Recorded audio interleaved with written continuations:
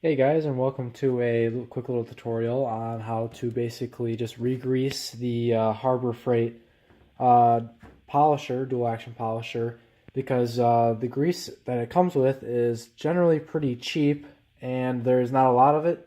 And basically what this will do is it will reduce the vibration and reduce the noise that it makes to make it a little bit more comfortable when you're polishing or compounding your car.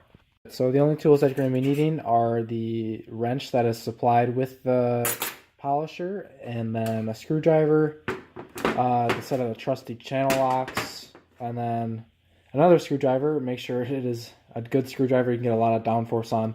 These screws do strip very easy because, I mean, it is from Harbor Freight. And then obviously some more grease. I would recommend using a different grease, but I use this grease. It works well. But this is the only thing I really have on me, and I'm just going to use that. And those are the only tools, and stay tuned for the first part. So once you get the backing plate off, what you'll find is these two screws right here. Just go ahead and take those off. And then this piece comes off. Actually, you just need to tap it a little bit. There's a little bit of glue on there keeping it on in the first place. And then what you'll find is this, and this whole piece needs to come off. And in order to do that, I couldn't find the Allen wrench that usually sticks into this hole to lock the whole mechanism in place. So I just used a Phillips head. And as long as it can fit in this hole like that, just you're gonna want to rotate it until you feel it lock. Just push it in, and then until you feel it lock, and then grab your vice locks like this, and kind of just grab around these two flat spots right here on the left and the right. And then while the screwdriver is locking that in place, just twist, and it should just loosen up. Once you get this thing cracked loose, it should just be able to freely spin off just like so. Then right after that, there will be 3 screws, 1, 2, 3, and then just taking off those, we'll take off this part. And then there's these 4 screws right here. These are on pretty tight. Make sure you put a lot of pressure on these, otherwise they will strip. And then once you take these off, you're pretty much in, and then you can re-grease it. Alrighty, once you get the head cracked off and it looks like this, there's going to be a bunch of grease in here, and it's going to be very hard. I use the microfiber. It's going to be very hard to get into all these small little spots.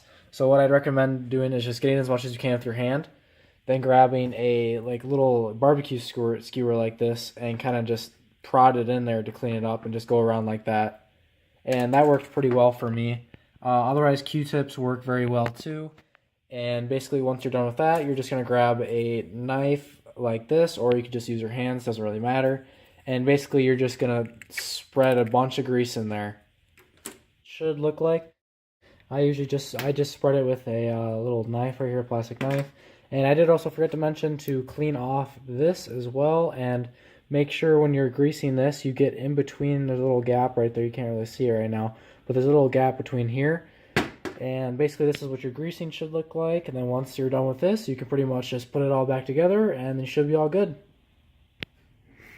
This is it all put back together, and with a Astro pneumatic backing plate on it, because the stock one is pretty bad. And if we'll just take a feel for it.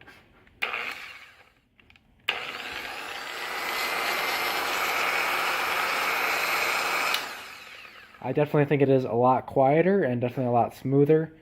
And this is actually a very good improvement on this, and I am looking forward to using it.